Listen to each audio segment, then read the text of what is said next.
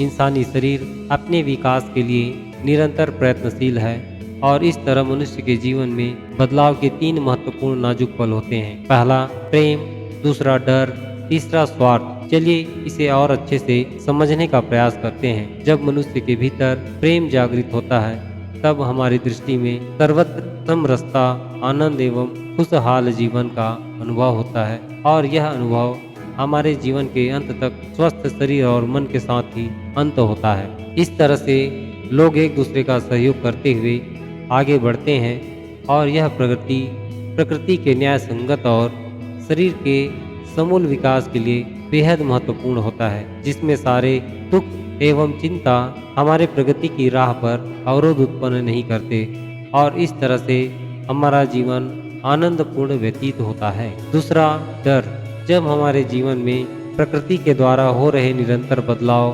दूरदर्शी एवं अपर्याप्त जानकारी के अभाव में जो भी हमें महसूस होता है, इस अनुभव में स्वयं की असुरक्षा की भावना प्रबल होती है और इस भावना को सुनिश्चित करने के लिए जो भी बदलाव करते हैं वह अज्ञानता एवं भयपूर्ण होने से स्वतंत्र विचार करने की क्षमता धीरे धीरे संकुचित होने लगती है और हमारे जीवन में अवांछित अवरोध एवं शारीरिक रोग उत्पन्न होने लगते हैं जो हमारे भविष्य के लिए कष्टकारक होते हैं और न चाहते हुए भी कभी न खत्म होने वाले अंधकार में फंस जाते हैं। तीसरा स्वार्थ। जिस पल हमारे पास धन एवं बल की अधिकता होती है तब हमारे भीतर और अधिक विस्तार की भावना प्रबल होने लगती है और इस समय हम निष्पक्ष होकर कोई भी निर्णय नहीं ले पाते, जिसके कारण हम अपनी निजी स्वार्थ सिद्धि को प्राथमिकता देने लगते हैं और इसे पूर्ण करने के लिए निरंतर प्रयत्नशील रहते हैं। परंतु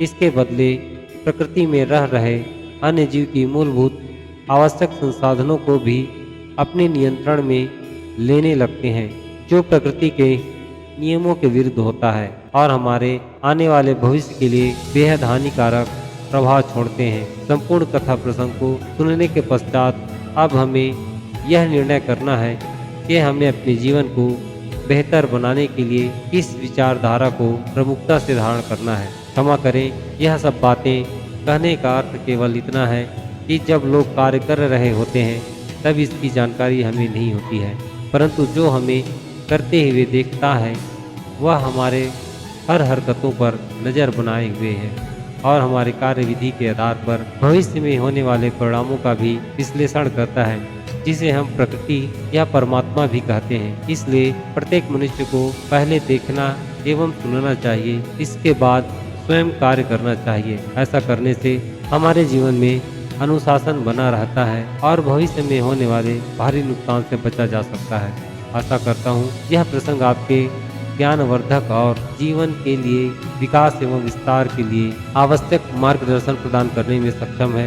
इसे पहले अपने अंतःकरण से विचार विमर्श करें, तत्पश्चात इसका अनुसरण करें, अवश्य ही लाभ होगा। और इस समय हमें सामाजिक आधार एवं आपके सहयोग की नितांत आवश्यकता है ताकि एक दूसरे के सहयोग से हम समाज में संतुलन की भावना जागृत करने में सफल हो पाएं। इसलिए आप सभी से निवेदन है, आप हमारे चैनल को एक लाइक एवं सब्सक्राइब अवश्य ही करें ताकि किसी गरीब एवं असहाय लोगों की सहायता हो सके और ऐसे ही कर्म हमारे आराध्य महादेव के प्रति प्रसन्नता का कारण बनेगी और हमें उचित फल देंगे। हमारे जीवन में बदलाव के विकल्प को और अधिक विस्तार से जानने के लिए हमें अवश्य ही कमेंट करके बताएं। हमारे द्वारा कहे गए प्रसंग को अंत तक ध्यान से सुनने के लिए आप सबका एक बार फिर से बहुत बहुत धन्यवाद। परमपिता परमेश्वर आप सबको उचित मार्गदर्शन दे।